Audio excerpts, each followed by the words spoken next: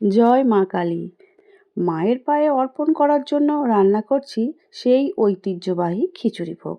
এই ভোগ শুধু খাবার নয়, এটা আমাদের ভক্তির প্রকাশ, ভালোবাসার এক অন্য রূপ। গ্রাম হোক বা শহরে, কালী পুজোর ভোগ মানেই গরম গরম খিচুড়ি, সুগন্ধে ভরে ওঠে এদিক ওদিক চারিদিক। মা কালীর খিচুড়ি ভোগে থাকে যেন এক আশীর্বাদ। সোনালি মুগের ডাল, আতপ চাল, সামান্য আদা, কাঁচা লঙ্কা আর টমেটো বাটা, আর সঙ্গে দেব কিছু নারকেল কুচি। এই কয়েকটা জিনিস দিয়েই কিন্তু মায়ের ভোগ সম্পূর্ণ হয়। বরাবরের জন্য যে হাঁড়ির মধ্যে আমি খিচুড়ি ভোগ করি সেই হাঁড়িটাই বসিয়ে দিলাম। দিলাম কিছুটা সর্ষের তেল, তেজপাতা, দুটো শুকনো লঙ্কা, আর দিচ্ছি অল্প একটু জিরে, মানে অল্প মানে 1 চামচের মতো জিরে দিলাম।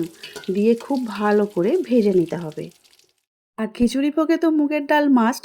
তোমরা চাইলে অনেকেও মটর ডাল দিয়ে বা ছোলার ডাল অনেকেই দাও, কিন্তু আমি এখানে শুধু মুগের ডাল দিয়েই বানাচ্ছি। তেলের মধ্যে মশলা খুব ভালো করে ভাজা হয়ে গেছে, ঠিক সেই সময় মুগের ডালটা দিয়ে দেব। মুগের ডাল তেলের মধ্যে খুব ভালো করে নাড়াচাড়া করে একটু ভেজে নেব, কারণ ডাল সুন্দর করে ভাজা না হলে না খিচুড়ি ভোগটার টেস্টটা সেইভাবে আসে না। কাঁচা মুগের ডালের গন্ধটা সবাই তো পছন্দ করে না, সেই জন্যই বললাম।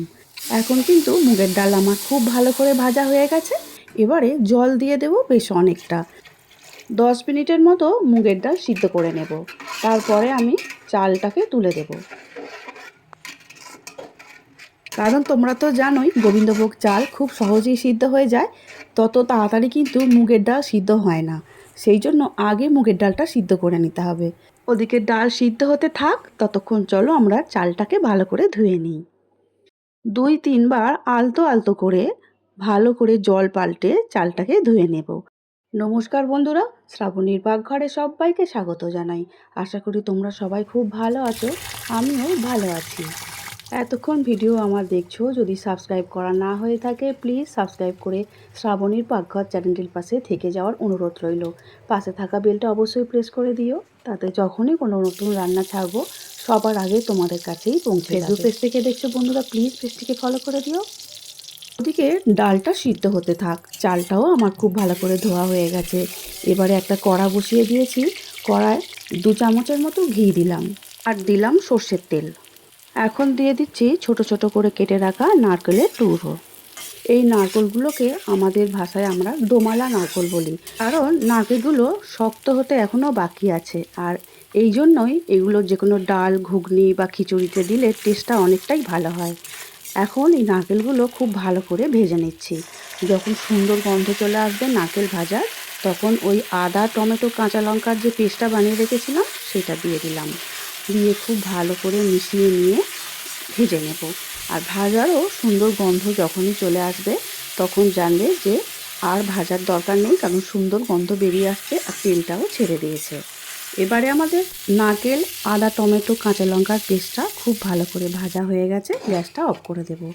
আর এদিকে দেখছি মুগের ডাল প্রায় সিদ্ধ হয়েই গেছে, ফেটে ফেটে চলে আসছে। তাহলে মুগের ডালটা কিন্তু সিদ্ধ প্রায় হয়ে গেছে, আর একটু বাকি আছে। সেই সময় দিয়ে দেব ধুয়ে রাখা গোবিন্দভোগ চাল। চালটা দেওয়ার পরে ডালের সঙ্গে খুব ভালো করে মিশিয়ে নিতে হবে, যেন কোনো জায়গায় চাল গিয়ে জমে না যায়। খুব ভালো করে চারিদিকে মিশিয়ে নিলাম। এবারে দিয়ে দিচ্ছি প্রয়োজন অনুযায়ী নুন, হলুদ গুঁড়ো এখানে আমি 1 চামচই ব্যবহার করেছি। তারপরে আবারও একটু ভালো করে নাড়াচাড়া করে মিশিয়ে নিচ্ছি।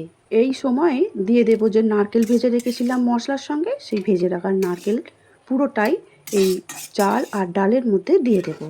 তাহলে নারকেলটাও খুব ভালো করে সিদ্ধ হয়ে যাবে, আর মশলা যেটা আছে আদা, কাঁচা লঙ্কা, টমেটো, সেটাও খুব ভালো করে চাল আর ডালের সঙ্গে প্রথম থেকেই মিশতে থাকবে, আর টেস্টটা কিন্তু অনেকটাই ভালো হবে।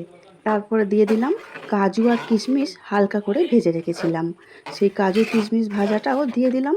দিয়ে খুব ভালো করে নাড়াচাড়া করে খিচুড়ি ভোগ রান্না করতে করতে যদি বোঝো খুব টাইট টাইট হয়ে আসছে, তাহলে আগে থেকে একটু জল গরম রেখে দেবে, সেই গরম জল দিয়ে দেবে। আর আমিও দিয়েছিলাম এখানে 2 গ্লাসের মতো গরম জল, দিয়ে খুব ভালো করে নাড়াচাড়া করে নিয়েছিলাম। এবারে দিয়ে দিলাম আমি ওই যে গুঁড়ো মশলা করে রেখেছিলাম, জিরে, ধনে আর শুকনো লঙ্কা, আর স্বাদ অনুসারে চিনি। এইভাবে মশলা দিতে দিতে রান্না করতে করতে কিন্তু খিচুড়ি ভোগ রান্নাটা আমাদের প্রায় শেষের পথে। চালও খুব ভালো করে সিদ্ধ হয়ে গেছে। সবশেষে দিয়ে দেব বেশ অনেকটা ঘি। ঘি দেওয়ার পরে খিচুড়িটা আবারও ভালো করে একটু নাড়াচাড়া করে ঘিটা খুব ভালো করে মিশিয়ে নিতে হবে। আর গ্যাসটা এবারে অফ করে দেব। বেশি নাড়াচাড়া বা ফোটানোর কোনো দরকার নেই। এবারে ঢাকা দিয়ে দেব 5 মিনিট পর পরিবেশন করার জন্য। পরিবেশনটা কাকে করব? প্রথমে তো অবশ্যই মায়ের পায়ে দিতে হবে, তাই না? সেই জন্য আমি একটা পিতলের বাটি করে মায়ের জন্য ছোট্ট বাটিতে করে ভরে তুলে রাখছি। যতবারই খিচুড়ি ভোগ বানানো হয় তখনই কিন্তু মা ঠাকুমার কথা আগেই মনে পড়ে। মা এখনও বানিয়ে চলেছেন, ঠাকুমা আগেও বানিয়েছেন। তবে হ্যাঁ, ভক্তি এটা তো অবশ্যই দরকার। মশলা কত কী দিলে সেটা বড় কথা নয়। ভক্তি মিশিয়ে যদি সেইভাবেই রান্নাটা করা যায়, খিচুড়ি ভোগের স্বাদ আসতে বাধ্য। এটা আমার মা ঠাকুমারাও বলতেন। বাকি খিচুড়িটা থাক, অনেক কাজ বাকি আছে। তারপরে পাতায় ভরে ভরে সবাইকে খিচুড়ি ভোগ খাওয়ানো হবে, এটাই আমার ইচ্ছা আছে। গাছের পাতা তুলে নিয়েছি, সেই পাতার মধ্যেই দিয়ে দেব খিচুড়ি ভোগ। অল্প একটু সবজি তরকারি, যেমন কুমড়ো, পটল, আলু এসব দিয়ে একটা তরকারি হয়েছিল, আর অল্প একটু বেগুন ভাজা। ব্যাস, আর কি চাই মায়ের ভোগে? আর কিচ্ছু চাই না, শুধু খিচুড়ি হলেই হয়ে যাবে। আজ তাহলে আসছি। কালী পূজা, সবাই খুব সাবধানে থাকবে আর খুব আনন্দ করবে। আমার খিচুড়ি ভোগের রেসিপিটা ভালো লাগলে অবশ্যই সুন্দর করে কমেন্ট করো। টাটা।